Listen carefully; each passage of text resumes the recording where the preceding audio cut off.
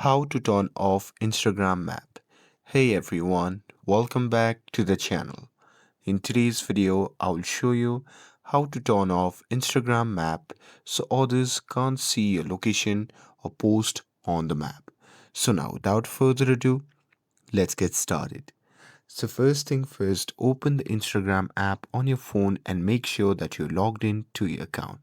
And now here, once you are inside the app, then you simply have to tap on the chat icon which can be seen in the top right corner of the screen.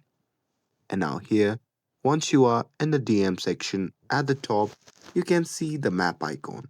So simply tap on it. And now here, once you are in the map section, simply tap on the gear icon which can be seen in the top right corner of the screen. And here, once you tap on it, a pop-up menu will appear. So here, as you can see, I have already turned off the Instagram map. So here, if you want to turn off Instagram map, then you simply have to tap on the option labeled no one.